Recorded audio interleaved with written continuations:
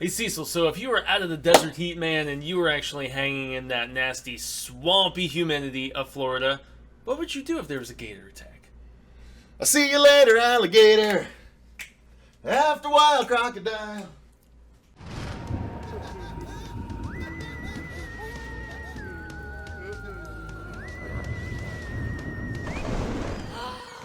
What's up, everyone? Welcome to the Horror Show. I'm Cecil Laird. I mean, Fuego here. And we are here to do a review of the brand new release by Alexandre Aja, or Aja, or however you want to say it.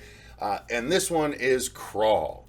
Now, this director, if you guys didn't know, is behind a lot of the really cool stuff that we've seen before, namely High Tension. That is a foreign feature that was really well received. Also, he did the Hills Have Eyes remake that is widely lauded as one of the best remakes in horror history. Better than the original, I would say. And didn't he do a Piranha movie or He something did. like that? So he has experience with aquatic creatures. Well, one more time with that. Aquatic creatures. Okay. He has experience with aquatic creatures just destroying people and chewing them to smithereens. And this is, I mean, bigger, obviously, in the Crawl aspect. But it's so funny how when we're doing the Creepy Crawl this weekend, there was also, I was like, Didn't even think of that. I'm sure they didn't even know that. He maybe they did. messages me the other day, and he's like, I'm down for Crawl at E3, and I'm like, what is he talking about with regards to the Creepy Crawl we're doing for Gory B and the Horror Addicts? But yes, very much a fun and grisly movie, much nastier than I was even anticipating. But with the guy's track record, I probably should have expected as much. So, guys, we're going to do this review like normal. We'll do our overall thoughts. We'll talk about the story, the acting, the effects, all of that good stuff in turn. And even though we just saw this movie and we've been drinking, I'm going to do my damnedest not to talk over. I'm going to be the fat man that doesn't talk over the skinny man this time, because Jesus Christ, everyone likes to point that out. Why'd the fat guy talk over the skinny guy so much? I was going to say, very nice of you to preface it this time, but I mean, that's not. I'm going to try not to do it, even though I just did it. I get too over. All right, so I'm going to continue now, Fuego. Do your thing. So, my overall thoughts. We got a little bit of yours, but I'll let you continue. Yeah, this movie was lean and mean. I mean, it was 80-something minutes, and it went by. It actually felt like it was that fast, but I don't think it necessarily could have sustained anything else. Like, to me, the first movie I can really remember experiencing that feeling was Phone Booth. Phone Booth was like only an 80-something minute movie, and it was over like that. This movie felt like it was over like that. Yeah. Like, I was in it the whole time, and while the characters weren't as deep as maybe you wanted, like, they were still good, and it was deep enough. Like, the story isn't about necessarily the character development, but that's always nice in a movie like this. And I don't quite call these creature features. I call them animal attack features, but, you know, whatever. Tomato. Close enough. Yeah. Close enough. But overall, I will say that there was a lot, like, if Fuego's arm was the seat, like, I was like a lot of the time, because I was like, Jesus Christ, oh man, oh God. Like, there was a lot of moments, and some people are going to call them jump scares. I wouldn't call all of them jump scares, because jump scares are typically accompanied with, like, musical stings, like, you know, that kind of stuff. There wasn't that. This was just stuff that happened from directions you weren't expecting it to happen from. Yeah. So I enjoyed the movie more than I didn't know whether I was going to enjoy it or not, but it was definitely enjoyable. As puddle deep as this flood movie was, it was still really enjoyable to me. Oh, you almost beat me to the joke, man. I mean, because of the fact that water rarely raises, like, above the like head level of these particular characters, but, you know, I did really unexpectedly enjoy the heart of the father and daughter aspect. That was really, I mean, they give you a good 30-something minutes of this, like, care about the characters type of stuff. I wouldn't go 30 minutes, maybe. It was like 20, it might have felt like it, but well, it was about 20 to 25, man. I mean, it was there, and so. Oh, I know what you're saying. Yeah, not necessarily. It wasn't 30 minutes devoted to their relationship. Not completely, but you at least grew to care about the key personnel, which you're going to be spending the entirety of the time with, and I mean, with this director and with his track resume, I mean, my God, you know it was going to be kind of nasty as far as the gore level goes. And it's not, like, permanent throughout or anything, or pertinent, I should specify. But, I mean, still, dude, lots of fun, and you're laughing at me, which is always I'm not fun laughing as at you. Always fun as well. But I think you were going for prevalent. It was prevalent. It wasn't prevalent in the movie, but it was still there. Possibly.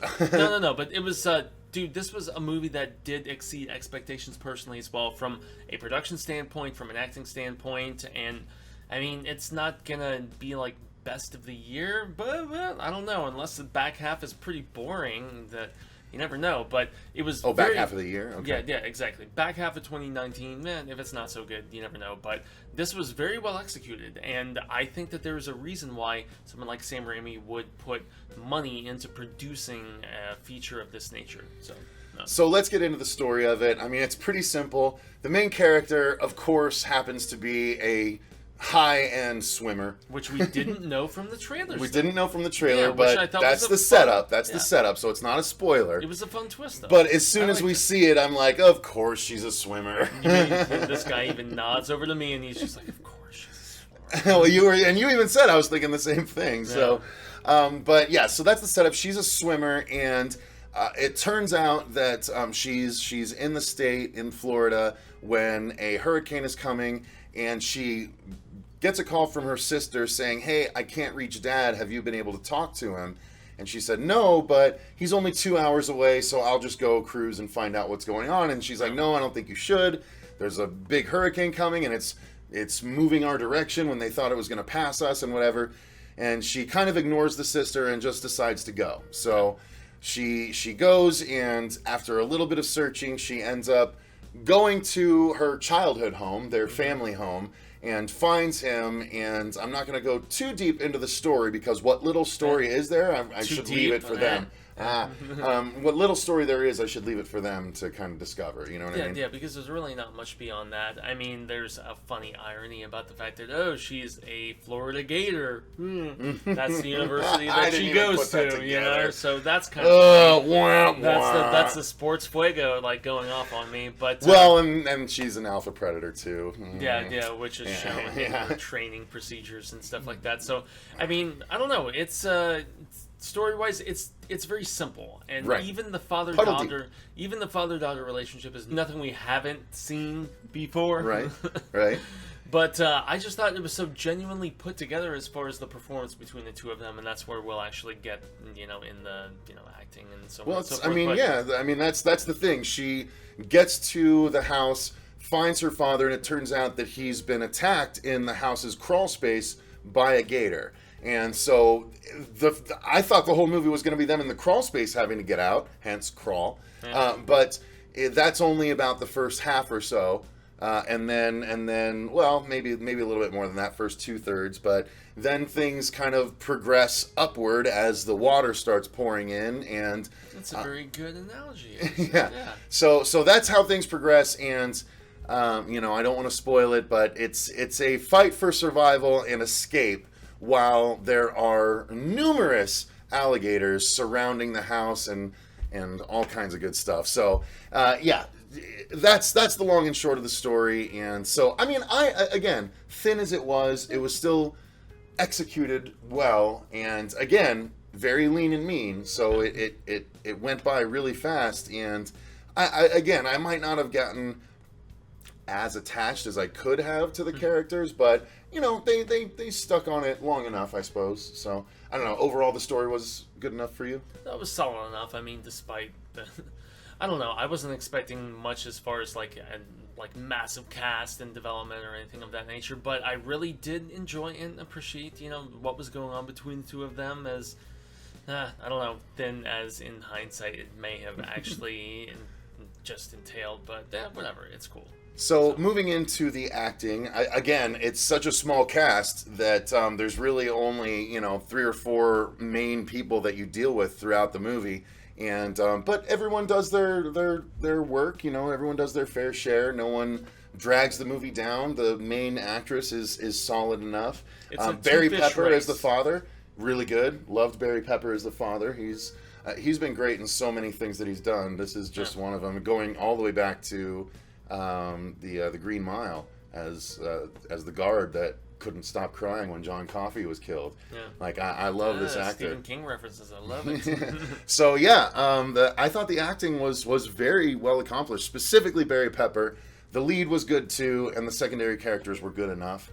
But I enjoyed it very much. How about you? Yeah, there's nobody else who was really given a scene to shine. I mean, there's a little bit of interaction with the other sister and stuff, but it's all on like Skype phone and like FaceTime and stuff like that. So what else can you really say? But I mean, the two of them, they have a just bond that I especially appreciated, and it's the driving force. It's the heart of the film, and it's what really will hopefully rope people in the midst of all this gore and water and craziness that's going down. So I imagine so. Yeah. So let's get into the cinematography, and then I want to also talk about the sound. Now, the cinematography was actually pretty gorgeous. Yeah. I felt claustrophobic when I needed to feel claustrophobic. Truly. I felt wide open hopelessness when I needed to feel wide open hopelessness. And I thought that it was just a really, for such a simple premise that is really just people fighting for survival against gators, it was shot tremendously and really engaging as a result. And like the fact that I was so into it, I actually would attribute the scares more to the cinematography than I would the sound design and the jumpiness of it, because the way they did the cinematography and everything, it just lent to such an unnerving atmosphere. Yeah, and that's where I was just so stoked by this premise and its simplicity, but the effectiveness of a unique idea and how important that is, and all too often. Serbia is where they filmed like all the interior stuff, but really, yeah, Tampa Bay is where they filmed all of the external stuff and where they showed the actual bits of Florida and stuff like that. And the really nasty thing to think about is that earlier this year, there was a decomposed body of a kid who had apparently escaped from a juvenile detention center, 16 years old, that they found in the same area that they filmed all the external shots of this. So the crew found it? Well, not the crew, but No. it was like in the same vicinity that they filmed all of this. And so when I was like that had drowned or been eaten by a gator? He was partially decomposed.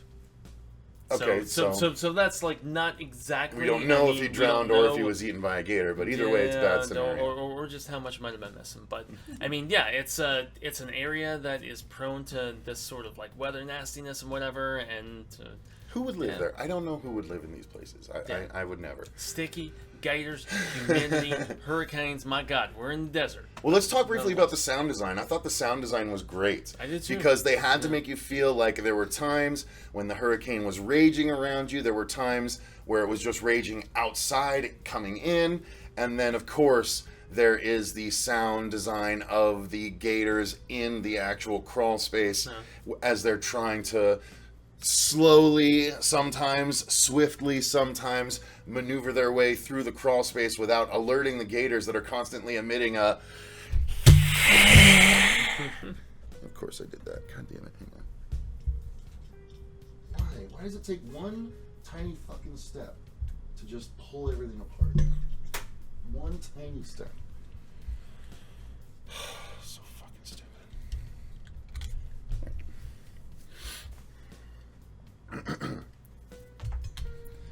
Anyway. So what about the sound design for you? Did that affect you pretty well? Well, I mean, as far as a storm goes, if you're not going to hear like thundering crash and craziness, that really has to be like a key point, obviously. But yeah, as far as just any time one of these characters is in a small compartmentalized portion of, I don't know, man, when there's like just gator tails, and the swishing and slashing and sounds right. that accompany it, yeah, nasty, man, and supremely frightful because it, like, imagining myself in said, situation is nasty, frightening. So let's get into, I think, the effects is the thing that we need to talk about. That's the biggest thing, because they did all CGI gators, man, and that was apparently a point of contention with. Really? Yeah, with Aja, whatever. Yeah, exactly. He had some people talking shit to him about. They're like, "Why didn't you go with practical?" So on and so forth, which is a big contention. Why didn't you go with practical gators on set with your actors? At least at least for certain kills, certain bits. Just put a dummy out there and stuff. Exactly, certain beats. apparently he went 100% CGI for this movie. And so some people took exception to that. I can see, like, here's the thing. My eyes are eyes that are, at this point, I guess, tricked pretty easily by CGI. I can pick out some stuff, but this, like, yeah, of course, there's some times that the gator isn't moving quite as slow as it would since it's going through water, but it's still, like, effective enough. There were a couple of times that I could see the CG, but for the most part, I was really immersed. I mean, did the CG bother you? Not whatsoever, man. I was really just taken aback by the fact that they looked real with the fluidity of the movements, and, I mean, yeah, I don't think you could have really done some of those, like, jump up and bite scenes as quickly and effectively as they did with the CGI, and I mean, especially with the whole quick take mentality, you know, it's just like, you know, 2 seconds, like, boom, chomp, you know, and it's cut. Save your money, you know, spend it on set design, because filming with water, my God. Oh, set design is a great thing to talk about. Everybody knows Waterworld, and the amount of money they spent on that movie, my God. How much must it have cost them to film? I mean, that's probably why they shot in Serbia, of all places, you know, as opposed to Canada, as opposed to Australia, or so many other places. They went for a country that cheaper shooting, and where they could have just done more with less, and I thought all of the interior shots on the houses looked really, really convincing and really good, and hence the claustrophobic aspect Cecil was talking about, and just that, oh my God, everything is just coming at me, what am I going to do? And so, the water level's raising and raising and raising. Yeah, it honestly, you're right. The set design, the production design is something that needs to be called out, because it was awesome, and it was, not only was it convincing, but I mean, the transitions that took place throughout, from the house as it was, the exterior as it was, to what the exterior eventually evolves into, the interior as it starts, and then the many stages that it goes through. Like, the production design had to account for all the different stages of the water level throughout the movie and change the set as a result. Like, that couldn't have been an easy task. Like, it's really interesting to think about that, because, man, like, that must have been, like, the person in charge of the production design must have been really a very talented, meticulous person to keep everything straight to make it look as good as it did. Yeah, and filming on different sides of the world, no less. I mean, we're talking Serbia for internals and Florida for the external stuff, you know, where you see the actual storm stuff going down. If I'm an actor, I'm like, why couldn't we just do this in Florida? Talk about fluidity. Why couldn't we just do this in Florida? Yeah. Like, tax breaks, woman. Yeah, or man, whoever was complaining. No, it all happens for a reason, I suppose. But she went through a lot, so I imagine going through a lot in Serbia versus going through a lot in Florida isn't very fun. So. Yeah, but so impressive just getting that consistency, I guess, you know, amongst all the different aspects of the, you know, production and so on. So, yeah. So because the cast is so small, and because the film is so slight and short, there's not really a point to doing a spoiler review or even a spoiler section. Like, literally the spoiler section would be like, this happened, this did or didn't happen, and this happened. Actually, there will be, I'm going to reveal one spoiler here at the end. This character got bit and blah, blah, blah, blah, blah, and something so on like and that. so forth. Something like that. I mean, what else can you say? Something like that. No, the one thing that I know people are going to want to know, and this is the spoiler. Warning. This is a 3-word spoiler. So I'm going to say 3 words, and that's it. Okay? And so you don't have to worry. So I'm going to count it down and then skip ahead like 5 seconds, and that'll be enough. All right? 3, 2, 1. The dog lives. Nice. So, yeah. I think that's something that people want to know. We're actually very worried at the end. We were just like, What? Yep, because the 3 seconds already passed. Exactly. And I didn't even say, where's the what? Nope, you you're right. Stopped me before I got even you. said I got you, son. All right, so, all right, guys. I think that's going to do it for our review of Crawl. Overall, it's an intense, entertaining, if kind of shallow experience. Yeah. I mean, if you want to go with your significant other, and you want to be like one of those things, like it'll be one of those for you. So that's fun for a lot of people. Both of us moved in the theater, though. And he doesn't normally do it very much, but he was like almost as animated as me throughout, like, yeah, and he even was said, That got me too. Like, because it doesn't normally happen with when him. It's aquatic creatures, man. I don't know what the hell it is, Oh, but that's man, it's freaky. It's easy to put ourselves in it when we're so scared of it. You know what I mean? Stuff freaks me out, dude. All right, guys. So that's gonna do it. If you enjoyed the video, click the like button down below and subscribe, and click the bell if you want to get notified for everything coming up. This video is going live either late Thursday or early Friday. Just so you guys know, if you're watching this, we are actually taking part in a really cool event tonight, or Friday night, on the 12th, right? Yeah, Friday night the 12th at 9 p.m. Pacific Standard Time, midnight Eastern Standard Time. We are doing hour 5 of the Creepy Channel Crawl.